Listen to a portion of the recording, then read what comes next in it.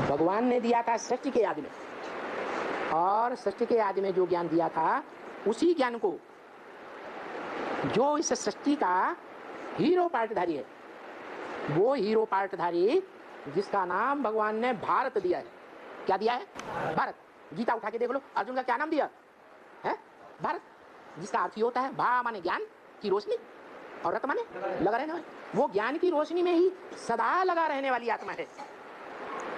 जब भगवान बाप कलयुग के अंत में संगम में आते हैं तो भी उसका जीवन ज्ञान में ही रमता है। क्या? काम के आधार पर नाम पढ़ते हैं। तो नारायण नाम कैसे पढ़ा? नार माने ज्ञान जल, आयन माने घर, अर्थात जिसका ज्ञान जल में ही घर है। तो देखो विष्णु को कहां दिखाते हैं? क्षीर सागर में दिखाते हैं। क्षीर सागर में घर बना के बैठा हुआ है लक्ष्मी के साथ। कहां घर है?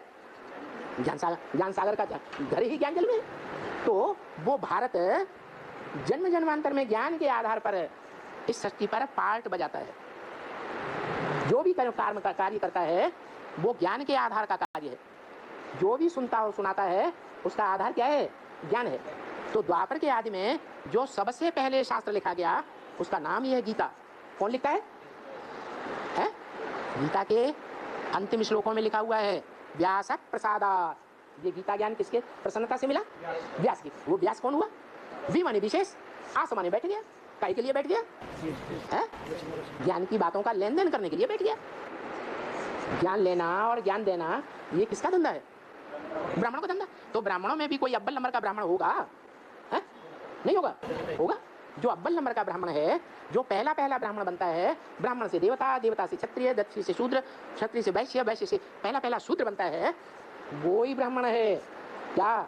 जो विशेष ज्ञान के लिए इस सृष्टि पर बैठा हुआ है। बाबा ने भी बोला है मुरली में, इस सृष्टि पर सदा कायम कोई चीज है नहीं। सदा कायम एक शिव बाबा ही है।